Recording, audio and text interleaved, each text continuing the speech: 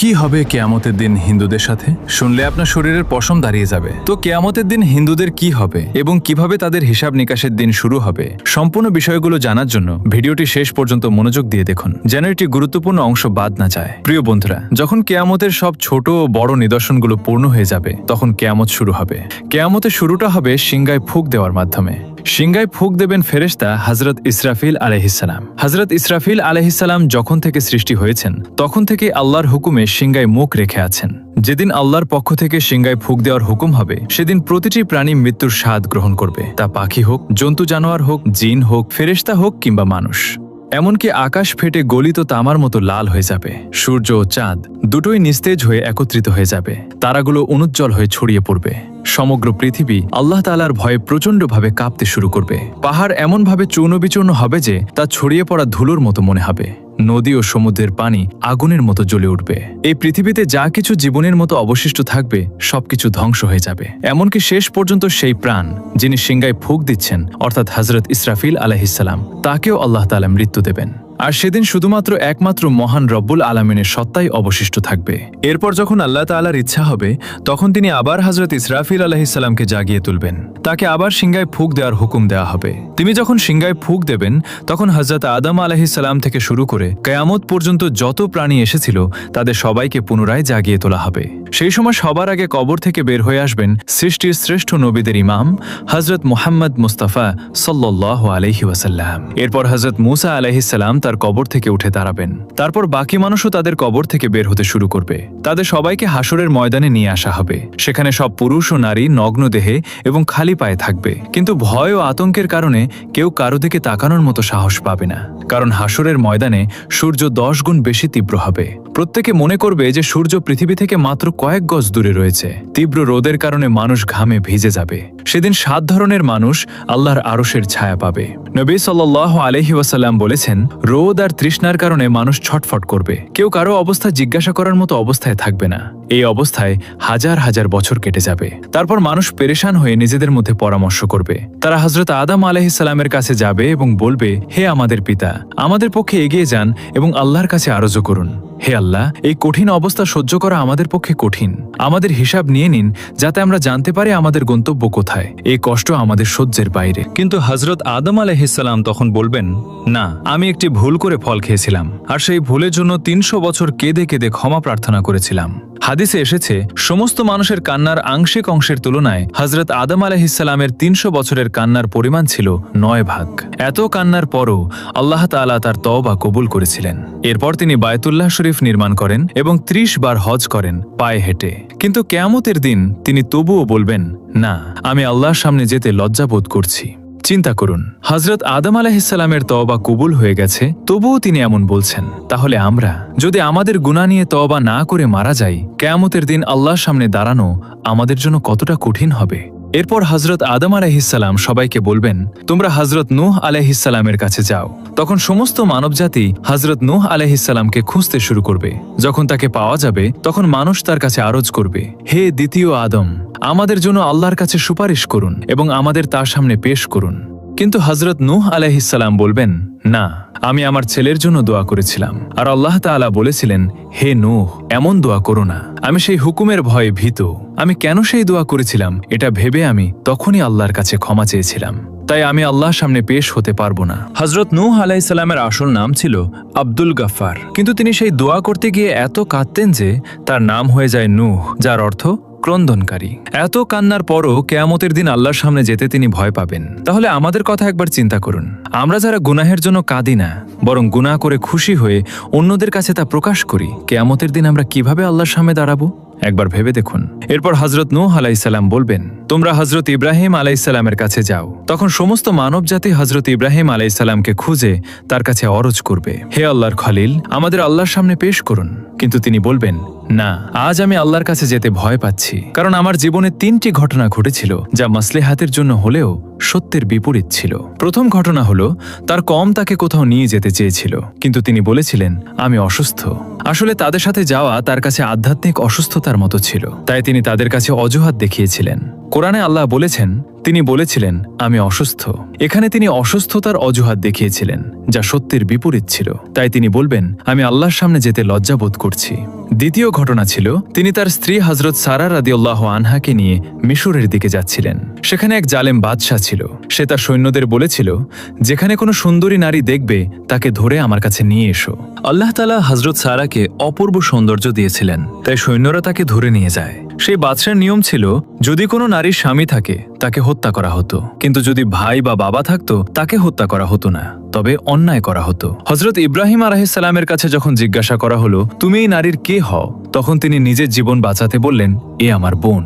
আল্লাহ তাআলা বলেছেন ঈমানদাররা ভাই ভাই, তাই ঈমানের দিক থেকে হযরত সারাকে তিনি বোন বলেছিলেন। এটি শরীয়তের দৃষ্টিকোণ থেকে জায়েজ ছিল, কারণ জীবন বাঁচানোর জন্য হারামও হালাল হয়ে যায়। তবুও তিনি এই কথার জন্য লজ্জাবোধ করেছিলেন। তৃতীয় ঘটনা ছিল তিনি একবার মূর্তি ভেঙেছিলেন। যখন কাফিরা তাকে জিজ্ঞাসা করল আমাদের মাবুদকে কে ভেঙেছে, তিনি বললেন তোমরা তাকে জিজ্ঞাসা করো যাকে তোমরা বড় মনে করো। তিনি মূর্তি ভেঙে কুড়ালটি বড় মূর্তির কাঁধে রেখে দিয়েছিলেন, তাই তিনি বললেন বড় মূর্তির কাছে জিজ্ঞাসা করো। এটি তেমন বড় কথা না হলেও কাফিরদের বোঝানোর জন্য করা হয়েছিল, কিন্তু এটি সত্যের বিপরীত ছিল। তাই তিনি বলবেন আল্লাহর খলিল হওয়া সত্ত্বেও আমি আল্লাহর সামনে যেতে লজ্জাবোধ করছি। আমরা যারা দিনরাত মিথ্যা কথা বলি, মিথ্যা কসম খাই, অন্যের সামনে নিজের দোষ ঢাকতে মিথ্যা বলি, কিয়ামতের দিন আমাদের কতটা লজ্জাবোধ হবে একবার ভাবুন তো। এরপর হযরত ইব্রাহিম আলাইহিস সালাম বলবেন তোমরা হযরত মুসা কালিমুল্লাহ আলাইহিস সালামের কাছে যাও। তখন সমস্ত মানবজাতি হযরত মুসা আলাইহিস সালামের কাছে গিয়ে বলবে আমাদের জন্য আল্লাহর কাছে সুপারিশ করুন। কিন্তু তিনি বলবেন না, আমি সুপারিশ করতে পারবো না, কারণ একবার আমি আমার বিরোধী এক ব্যক্তির সাথে ঝগড়া করেছিলাম। নসিহতের জন্য তাকে একটি ঘুষি মেরেছিলাম যাতে সে বুঝতে পারে, কিন্তু সেই ঘুষিতেই সে মারা গিয়েছিল। আমি আল্লাহর কাছে ক্ষমা চেয়েছিলাম, তবুও সে আমার ঘুষিতে মারা গিয়েছিল, তাই আমি আল্লাহর সামনে যেতে লজ্জাবোধ করছি। তারপর হযরত মুসা আলাইহিস সালাম বলবেন তোমরা হযরত ঈসা আলাইহিস সালামের কাছে যাও। তখন সমস্ত মানবজাতি হযরত ঈসা আলাইহিস সালামের কাছে গিয়ে বলবে আমাদের জন্য আল্লাহর কাছে সুপারিশ করুন। কিন্তু তিনি বলবেন না, আমি আল্লাহর সামনে যেতে ভয় পাচ্ছি, কারণ আমার উম্মত আমাকে এবং আমার মাকে আল্লাহর সাথে শরিক করে ফেলেছিল। আজ যদি আল্লাহ আমাকে জিজ্ঞাসা করেন তুমি কি বলেছিলে আমার সাথে তোমাকে আর তোমার মাকে শরিক করতে, তাই আমি আল্লাহর সামনে যেতে ভয় পাচ্ছি। তারপর হযরত ঈসা আলাইহিস সালাম বলবেন তোমরা আল্লাহর প্রিয় নবী হযরত মুহাম্মদ সাল্লাল্লাহু আলাইহি ওয়াসাল্লামের কাছে যাও। তখন সবাই নবী সাল্লাল্লাহু আলাইহি ওয়াসাল্লামের কাছে যাবে। সেই সময় আল্লাহ তাআলা নবীদের জন্য মিম্বার তৈরি করবেন। সব নবী তাদের নিজ নিজ মিম্বারে বসবেন। নবী সাল্লাল্লাহু তাআলা আলাইহি সাল্লামের জন্য একটি মিম্বার তৈরি করা হবে, কিন্তু তিনি সেই মিম্বারে বসবেন না, কারণ তার মনে হবে যদি আমি এই মিম্বারে বসি তাহলে এটি জান্নাতে চলে যেতে পারে আর আমার গুনাহগার উম্মত পেছনে থেকে যাবে। তখন আল্লাহ তাআলা জিজ্ঞাসা করবেন হে আমার প্রিয় বন্ধু, আপনি মিম্বারে বসছেন না কেন? তখন তিনি বলবেন হে আল্লাহ, আমার উম্মতের গুনাহের বিষয়ে এখনো ফায়সালা হয়নি, আমি কিভাবে মিম্বারে বসি? এরপর আল্লাহ তাআলা তার উপর একটি বিশেষ তাজাল্লি প্রকাশ করবেন। নবী সাল্লাল্লাহু তাআলা আলাইহিস সালাম বলেছেন সেই তাজাল্লির কারণে আল্লাহ তাআলা আমাকে মাকামে মাহমুদ দান করবেন। আমি সেখানে গিয়ে একটি সিজদা করব, আর সেই সিজদায় আল্লাহর এমন প্রশংসা করব যা আগে কেউ করেনি এবং পরেও কেউ করবে না। কান্নারত অবস্থায় আমি সেই সিজদা করব। আল্লাহ তাআলা আমার সিজদা কবুল করবেন এবং জিজ্ঞাসা করবেন হে আমার প্রিয় বন্ধু, আপনি কি চান? আমি বলবো হে আল্লাহ, আপনার বান্দাদের হিসাব নিয়ে নিন। আল্লাহ তাআলা বলবেন ঠিক আছে। হাদিসে এসেছে যখন অনুমতি দেওয়া হবে তখন নবী সাল্লাল্লাহু তাআলা আলাইহি ওয়াসাল্লাম হযরতে আবু বকর রাদিয়াল্লাহু আনহুর হাত ধরে আল্লাহর সামনে পেশ করতে চাইবেন যাতে হিসাব শুরু হয়।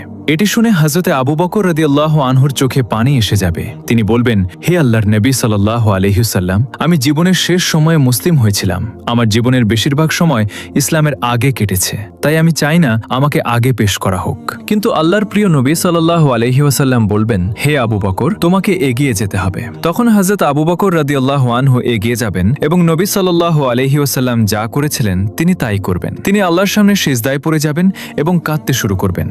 কিতাবে লেখা আছে সিদ্দিক আকবর রাদিয়াল্লাহু আনহু এত কাঁদবেন যে আল্লাহ তাআলা বলবেন হে আমার প্রিয় নবীর ঘনিষ্ঠ বন্ধু, কেন কাঁদছো? সিজদা থেকে মাথা তুলে বলো তুমি কি চাও? আল্লাহ তাআলা তার সিজদা কবুল করবেন এবং তার উপর একটি বিশেষ তাজাল্লি প্রকাশ করবেন। হাদিসে এসেছে কিয়ামতের দিন আল্লাহ তাআলা সবার উপর সাধারণ তাজাল্লি প্রকাশ করবেন, কিন্তু হযরত আবু বকর রাদিয়াল্লাহু আনহু এর উপর বিশেষ তাজাল্লি প্রকাশ করবেন। আল্লাহ তাআলা তার প্রিয় নবীর এই বন্ধুর প্রতি এত খুশি হবেন যে তার উপর বিশেষ তাজাল্লি প্রকাশ করবেন। তারপর হযরত ওমর রাদিয়াল্লাহু আনহুকে পেশ করা হবে। হাদিসে এসেছে যখন হযরত ওমর এগিয়ে যাবেন তখন আল্লাহ তাআলা বলবেন হে ওমর, তোমার উপর শান্তি বর্ষিত হোক। আরেকটি হাদিসে আছে, কেয়ামতের দিন আল্লাহ তাআলা সবার আগে হযরত ওমর রাদিয়াল্লাহু আনহুকে সালাম দিবেন। তিনি এমন পবিত্র জীবন যাপন করেছিলেন যা তার আমল দেখে আল্লাহ তাআলা খুশি হবেন। এরপর আল্লাহর প্রিয় হযরত ওসমান রাদিয়াল্লাহু আনহুকে পেশ করা হবে। কিতাবে লেখা আছে, যখন হযরত ওসমান আল্লাহর সামনে পেশ হবেন তখন আল্লাহ তাআলা তার হিসাব খুব দ্রুত নিয়ে নেবেন। এরপর হযরত আলী রাদিয়াল্লাহু আনহুকে আল্লাহর সামনে পেশ করা হবে। হাদিসে এসেছে, কিয়ামতের দিন সবচেয়ে সহজ ও দ্রুত হিসাব হবে হযরত আলী রাদিয়াল্লাহু আনহুয়ের। যখন নবী সাল্লাল্লাহু আলাইহি ওয়াসাল্লামের 4 জন প্রিয় সাহাবী পেশ হয়ে যাবেন, তখন আল্লাহ তাআলার জালাল জামালে রূপান্তরিত হবে। তিনি বলবেন, আজ আমার নেক বান্দাদের আলাদা করো। তখন কাফের ও মুশরিকদের একদিকে এবং নেক বান্দাদের আরেক দিকে আলাদা করা হবে। এরপর সবার আমলের হিসাব নেওয়া হবে। তারপর আল্লাহ তাআলা বলবেন, জাহান্নামের উপর দিয়ে পুলসিরাত পার হয়ে নেক লোকেরা জান্নাতে যাও। যখন মুমিন বান্দারা পুলসিরাত পার হতে শুরু করবেন, তখন কিছু মুমিন এমন হবেন যারা বিদ্যুতের গতিতে পার হয়ে যাবেন। কেউ বাতাসের গতিতে, কেউ ঘোড়ার গতিতে, কেউ দৌড়ানো মানুষের গতিতে, কেউ হাঁটার গতিতে, আর কেউ হামাগুড়ি দিয়ে পার হবেন। যারা পুলসিরাত পার হয়ে যাবেন, আল্লাহ তাআলা তাদের জান্নাত দান করবেন। যখন তারা পুলসিরাত পার হয়ে যাবেন, তখন নবী করিম সাল্লাল্লাহু আলাইহি ওয়াসাল্লাম মনে করবেন, আমার উম্মতের সবাই আমার সাথে এসে গেছে এবং জাহান্নাম থেকে মুক্ত হয়েছে। তিনি তাদের নিয়ে জান্নাতে প্রবেশ করবেন। কিন্তু যে মুসলিমরা পুলসিরাত পার হতে গিয়ে জাহান্নামে পড়ে যাবেন, তাদের শাস্তি হবে। প্রিয় দর্শক, কিয়ামতের দিনের এই ভয়াবহ দৃশ্য আমাদের জন্য সতর্ক বার্তা। আজ আমরা যে গুনাহকে গুনাহ বলে মনে করি না, সেই গুনাহ নিয়ে যদি মৃত্যুবরণ করি, তবে কিয়ামতের দিন আল্লাহর সামনে দাঁড়ানো আমাদের জন্য কত কঠিন হবে। তাই আসুন আজই তওবা করি, নেক আমলে ফিরে আসি এবং আমাদের আমলনামা সুন্দর করার চেষ্টা করি। প্রিয় বন্ধুরা, ভিডিওটি যদি আপনাদের কাছে ভালো লাগে ও উপকারী মনে হয়, তাহলে ভিডিওতে লাইক দিন আর শেয়ার করে বিষয়টি সবাইকে জানার সুযোগ করে দিন। আর অবশ্যই চ্যানেলটি সাবস্ক্রাইব করুন। এই ভিডিও সম্পর্কে আপনার যে কোনো মতামত জানাতে অবশ্যই কমেন্ট করুন। আল্লাহ হাফেজ।